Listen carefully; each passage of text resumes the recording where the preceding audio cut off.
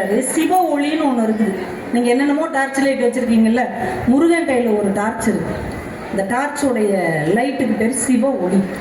சிவ ஒளின்னு ஒரு டார்ச்சை வச்சு இரு நோய், பிறப்பு இறப்புங்கிற இரு நோய், மலம், மும்மலம், ஆணவம், கண்மம், மாயை, இந்த அஞ்சையும் அந்த லைட்டை வச்சு அவர் விரட்டிடுவாராம். இவர் கேட்கிறாரு, இப்பெல்லாம் நம்ம கேட்டிருக்கோமா முருகன்ட்ட, இப்படி விரட்டிட்டு அடுத்து என்ன செய்வாராம், இவருக்கு தன்னுடைய தாள் கொடுத்து அவரை தூக்கி மயிலில் உட்கார வச்சுக்குவாராம். எத்தனை நாள் முருகன் கோயிலில் போய் நின்றுருக்கோம், என்னைக்காவது என்னைய தூக்கி உன் மயில் மேலே உட்கார வைன்னு கேட்டிருக்கோமா? பயம். இறைவனுக்கு பக்கத்தில் நம்ம போகவே முடியாது. நம்ம இறைவனுடைய பிள்ளை தானங்க. அருணகிரிநாதர் அப்ப எவ்வளவு முருகனுக்கு நெருக்கமாக இருந்திருக்கிறார். இந்த மெய்யழகன் படத்துல அரவிந்த சாமியும் கார்த்தியும் உட்காந்து போவாங்க பாருங்க ஒரு சைக்கிள்ல, அது மாதிரி இவர் வேண்டி இருக்கிறார், மயில் மேல் என்னை இருத்தி, டபுள்ஸ், நீ நானும் மயில் மேல உட்காந்து டபுள்ஸ் போவோம்.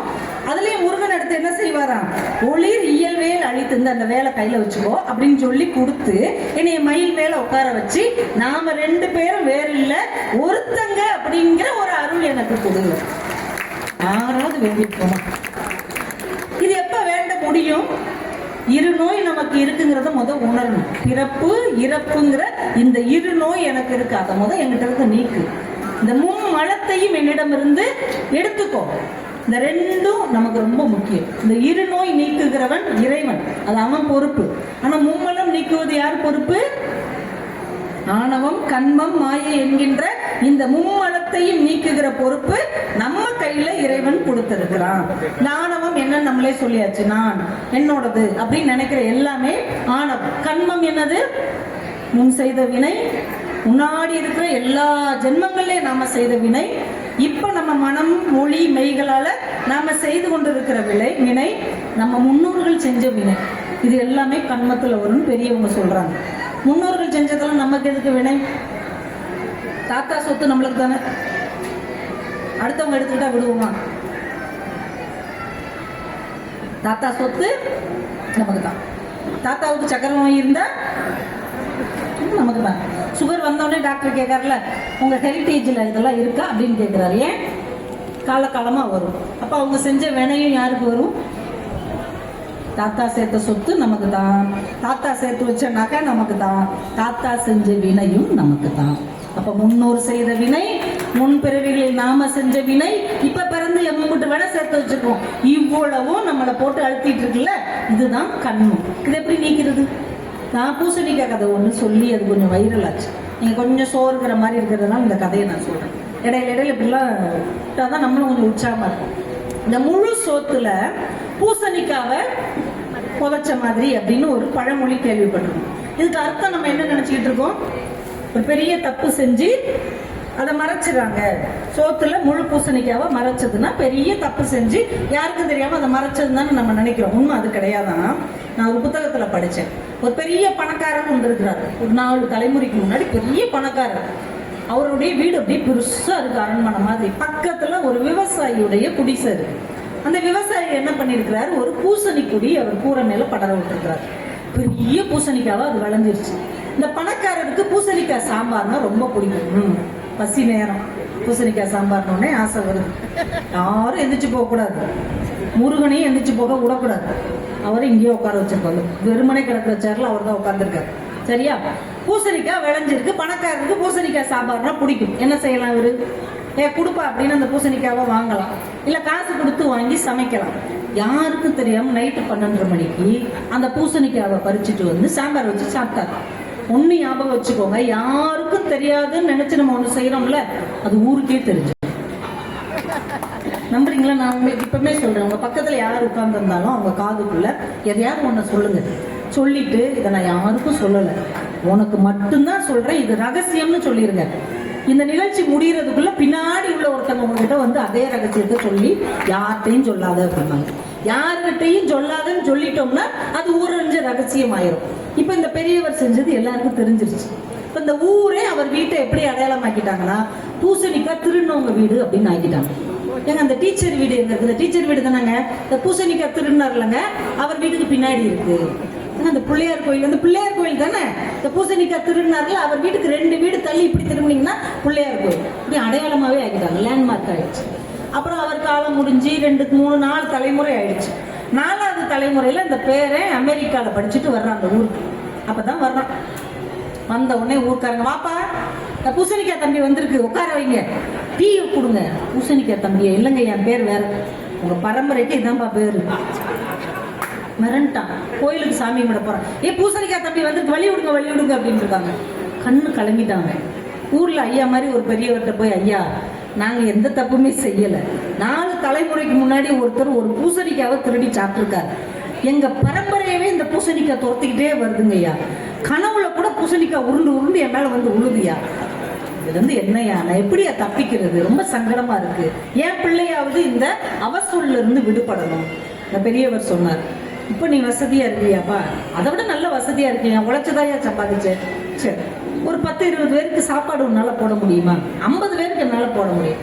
சரி, இனிமேல் டெய்லி மத்தியானம் ஒரு 50 60 பேர் இல்லாதவங்க இயலாதவங்களுக்கு சாப்பாடு போடும். ஒரு மறுநாள்ல இருந்து இங்கே யார் வந்தாலும் சாப்பாடு போடப்படும். போடு வச்சு சாப்பாடு போட்டுட்டு இருக்காங்க. பக்கத்து வீட்டுக்காரங்களும் சமைக்கிறதையும் நிப்பாட்டிட்டாங்க. ஏன்னா அங்கதான் ஓசியில சாப்பாடு கிடைக்கல. போய் சாப்பிட்டுட்டு சந்தோஷமா போயிட்டு இருக்கு. 10 நாள் தான் ஆயிருக்கு. இப்போ அந்த வீட்டோட அடையாளம் ஒருத்தர் கேட்கிறாரு, அந்த டீச்சர் வீடு எங்க இருக்கு? டீச்சர் வீடு தானே, தினமும் சோறு போடுறாங்கல்ல, அவங்க வீட்டுக்கு பின்னாடி இருக்கு. பிள்ளையார் கோயில் எங்க இருக்கு? இந்த தினமும் சோறு போடுறாங்களாங்க, அவங்க வீட்டுக்கு இந்த பக்கம் திரும்பினீங்கன்னா பிள்ளையார் கோயில். 4 தலைமுறையாக பூசணிக்காய் திருடின வீடு எப்படி ஆயிடுச்சு? சோறு போடுகிற வீடாக மாறிடுச்சு. இதுதான் முழு பூசணிக்காயை சோற்றில் மறைத்த கதை. இதோடைய நீதி என்ன அப்படின்னா, தெரிஞ்சோ தெரியாமலோ ஒரு தவறு இழைத்து விட்டோம் என்றால் அந்த தவறை மறைப்பதற்கு இன்னொரு தவறு செய்யக்கூடாது.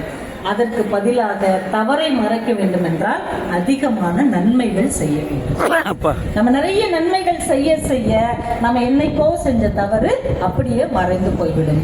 தவறுக்கு தவறு பதில் கிடையாது. தவறை மறைப்பதற்கு நன்மை செய்வதால் மட்டுமே நம்முடைய கண்மம் குறையும் என்பதைத்தான் நம்முடைய பெரியோர்கள் இப்படி கற்றுக் கொடுத்திருக்கிறார்கள். மும்மலத்தில் இதிலிருந்து நாம ஈடுபட்டு வரணும். அப்பதான் முருகப்பெருமான் என்ன செய்வாரு? அப்படி நம்மளை தூக்கி மயில் மேல உட்கார வச்சு இந்த வேலை கையில பிடிச்சுக்கணும், நம்மள அப்படியே ஊர் சுத்தி பார்க்கறதுக்கு கூட்டு போவார். அருணகிரிநாதர் பக்கத்துல உட்கார்ந்து இதை அனுபவித்திருக்கிறார். மாயை. மாயைன்னா என்ன? இதெல்லாம் நம்ம நம்பிக்கிட்டு இருக்கோம் பாருங்க, இதுதான் மாயை. இது நிஜமே கிடையாது. நாளைக்கு எல்லாரும் இதே இடத்துல இங்க உட்காந்துருப்போமா? அடுத்த வாரம் இதே இடத்துல உட்காந்துருப்போமா? போன வாரம் நீங்கள் நான் இங்க இருந்தோமா? இல்ல, அதுதான் மாயை. இன்னைக்கு இது இருக்கு, இந்த கணம், அடுத்த கணம் என்ன வேணாலும் மாறும் என்கின்ற தத்துவத்தை நாம உணர்ந்து கொள்வதுதான் மாயை என்பதை நாம புரிஞ்சுக்கணும். இன்னைக்கு இருக்கிறது எல்லாமே நிரந்தரம் கிடையாது. ஒரு பெரியவர் சொல்லியிருக்கிறார், நான் வந்துங்க இந்த திருவண்ணாமலைக்கு வர்ற வழியில ஒரு 50 ஏக்கர் நிலம் நான் வாங்கி போட்டுக்கிறேங்க.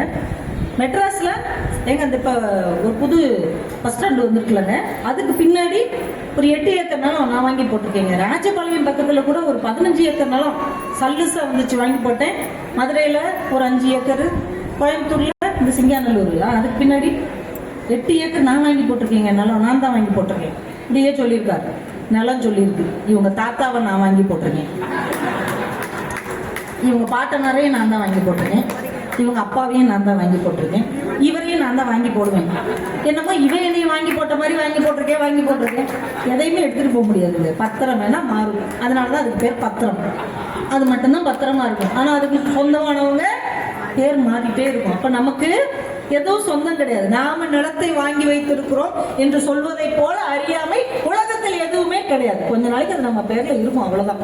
வேற அது ஒன்றும் செய்ய முடியாது. 100 வருஷத்துக்கு முன்னாடி நாம வாங்கி போட்ட இடத்துல யார் இருந்தா, 100 வருஷத்துக்கு பின்னாடி யார் இருக்க போறா? எதுவுமே நிரந்தரம் இல்லை என்போது இந்த மாயையை உணர்ந்து வெளியே வரும்போது இறைவனுக்கு பக்கத்தில் நம்மால போக முடியும். திரும்ப திரும்ப பிறந்து, திரும்ப திரும்ப இறந்து, திரும்ப திரும்ப இந்த துன்பத்தில் நம்ம உழன்று கொண்டிருக்கிறோமே, இந்த வாழ்க்கை நிலையற்றது என்று அருணகிரிநாதர் நமக்கு சொல்லிக் கொடுக்கிறார். 7 கடல் மணலை அளவிடின் அதிகம் எனது இடர்பிறவி அவதாரம் அப்படிங்கிறார். 7 கடல்ல இருக்கிற மண்ணை அள்ளி எண்ணிருங்க, அதை விட அதிகம் அவர் எடுத்த அவதாரம். அப்ப நமக்கு புண்ணியம் செஞ்ச அந்த ஆத்மாவே இவ்வளவு அவதாரம் எடுத்திருந்துச்சுன்னா நம்ம இப்படி இருக்கிறோம். இப்ப நம்ம இன்னும் எவ்வளவு அவதாரம் எடுத்துக்கொண்டே இருப்போம். அதெல்லாம் உணர்ந்து இதோட இதை முடிச்சு விட்டுறணும் முருகா அப்படின்னு அவர்கிட்ட போய் கேட்கணும். தோளோடு மூடிய கூரையை நம்பி, இந்த உடம்பு இது மாதிரி யாரும் வரைவிலக்கணம் கொடுக்கவே முடியாது. இந்த உடம்பு என்னதான், தோளோடு மூடிய கூரை, வெறும் கூரை, அதுக்கு மேல ஒரு தோலை வச்சு கூரை செஞ்சு போட்டிருந்தார். இது இல்லைன்னா ஒன்றும் கிடையாது. பாவையர் தோதக நீலை நிரம்பி சூழ் பொருள் தேடிட ஓடி வருந்தி அப்படிங்கிறார். திரும்ப திரும்ப ஒரு பொருளை தேடி, திரும்ப திரும்ப பணத்தை தேடி, திரும்ப திரும்ப பிள்ளைகளுக்கு பேரனுக்கு பேத்தி ஓடிக்கிட்டே இருக்கிற இந்த அற்ப வாழ்க்கையிலிருந்து விடுபட வேண்டும் என்றால் முருகன் என்கின்ற அற்புதத்தை நாம உணர வேண்டும்.